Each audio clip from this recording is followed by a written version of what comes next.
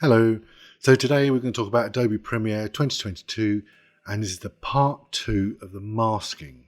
Okay, so it's nice and straightforward, it's not too complicated. All right. So it's a very simple example which I'm going to use. The video is from Pexels. The video that I've chosen shows a lady walking from right to left, and I have zoomed in a bit to get the footage to be cut in half by what she's actually doing. So if I go back to the very first frame, what I've done is zoomed in enough that between the top of the board she's holding and her foot, I've actually got in front and behind her. Now behind her, I've got it to go to grayscale. Okay, so how do we achieve this? Okay, so as she walks through the frame, in front of her is all color, and behind her is black and white, grayscale. Okay, so how do we achieve this? Well, we achieve this using a opacity mask. All right. So the first thing we do is set up footage. Well, the first thing we do is choose the footage. Now, not every footage can work for exactly what I've done here.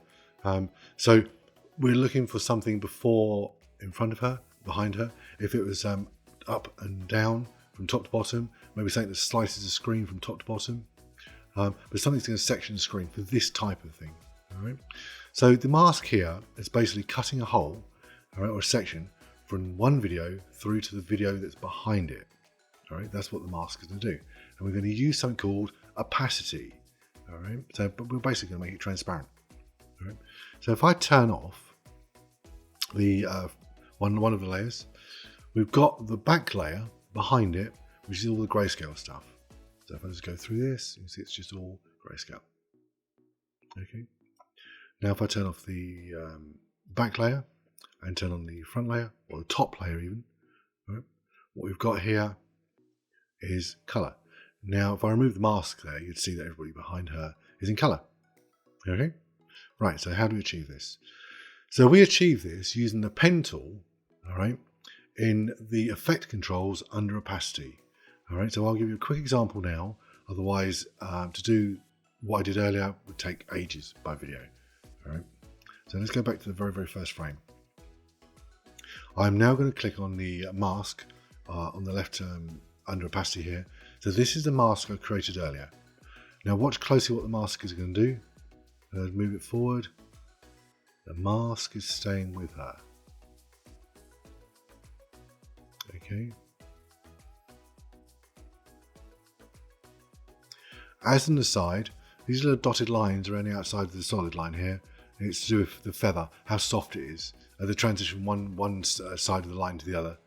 Okay, so you can see the line goes up with her. All right. So that blue line box thing is basically chopping away everything behind her as she's walking to expose the layer behind her. Okay, so let's actually look at how we do this. Right. So I'm going to remove this mask. Okay, so this is the actual clip. So we've got lots of colours here going on. All right. So if I go to the end and the beginning. Right, so I want to create the start point of a mask here. And this is what I'm going to do. In the effect controls, expand opacity if it's not expanded. Click the pen. Okay, click above her. Create the three sides to a box around her.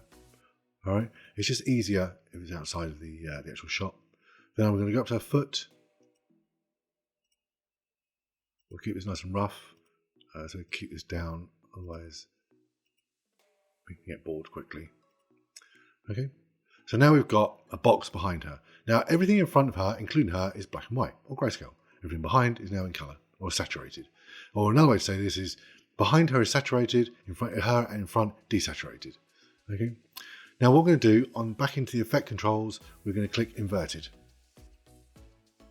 Now she's color, and everybody else is all the guys are in grayscale. All right.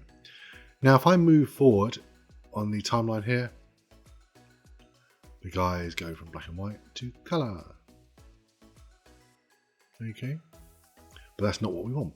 We need this blue line to follow this lady. So back in the effect controls again, right below where it says mask, there is a stopwatch. That's going to toggle the animation.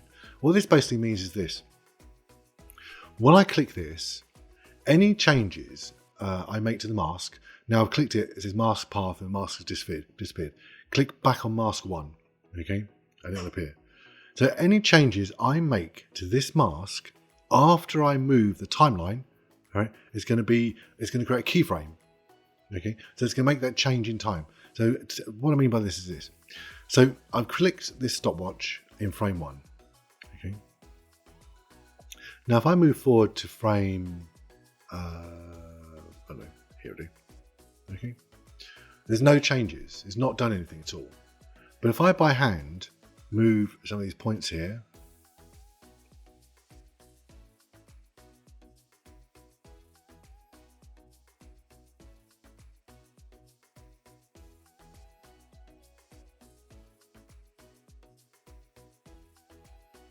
okay. All right, if we go back in time again, watch what happens. Yep, see them moving? All right. And then they stop. So it's actually created a key point. These points over here on the left-hand side are keyframes. Okay. So I'm going to go forward, say some more frames to about here, and then I'm going to move them again. It doesn't have to be precise. I'll explain why in a second. And now, and the top one here. And now I'm going to go to the last frame where she's off the outer shot. Here.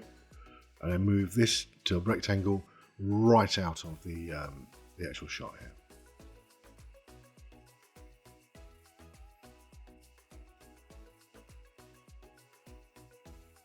Okay, so now the whole shot is now in grayscale. Now, so I'm not going to touch that stopwatch again. Okay, so I'm quite happy. Now, if I go backwards, I'm going to use the actual mark here. I'm going to drag it backwards slowly. Okay, you see how it goes up behind her, but at some points it goes in front of her and doesn't quite do exactly what I want to do. So what I can do is I can just go forward. I can just let go of the mouse and I can just touch this thing up.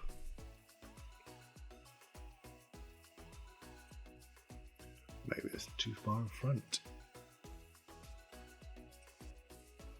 Maybe this one down to there. Okay, I'm going to go forward a bit more until it goes out of sync again. Now you can do this, move these little points on this line on every single frame. And if you've got 10 minutes of footage and you want to mask something and you want to move every single point on every single frame, that is a lot of moving you're going to do. A lot. So it's a bit better to do it this way, because what I've done here is I've chosen like 3 places: 1/3, 2/3, and 3/3, or the end. Okay, and then I'm going to fill in the gaps, which are the worst. All right. So here, for example, I can touch it up. Right. So let's get rid of what we can actually see here, so we can just actually see it. Now notice that we've got the colour of the wall here, and behind her there's that line from the thingy. So what we can do a mask feather. This might tidy that up a little bit. Okay, look, I'm just dragging it a bit here. Alright.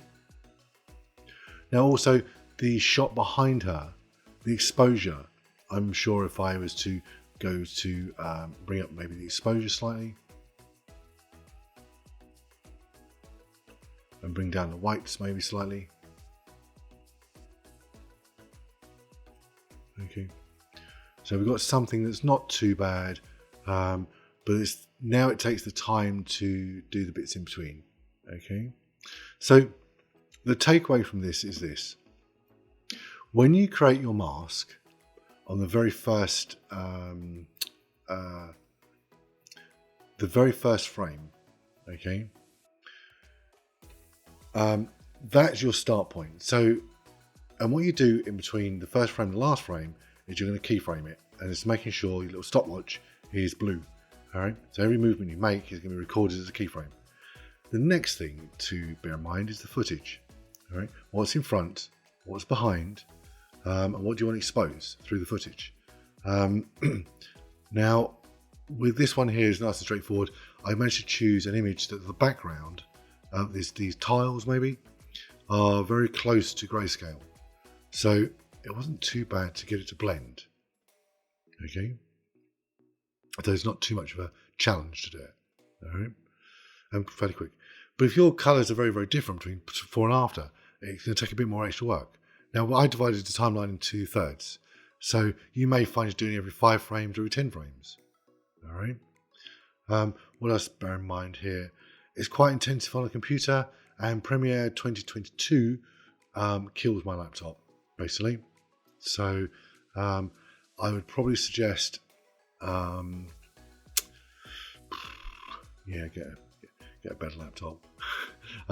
It's pretty intensive. I might actually go back to 2021. It does struggle a bit with this. What else is worth noting here? Within the colour, keeping down the changes to a minimum. Anything to do with any LUTs or creative stuff, that's going to slow the application down as well. And if you're going to start masking and stuff, you slow it down. There is actually a way. We're going to talk about it in the future now, that we can actually save our timeline here as an instance down within the project manager. So we can actually build a timeline using projects built up from it, which is quite a handy thing to do. So I hope that's been really helpful. Any questions, just ask. And I hope you do well.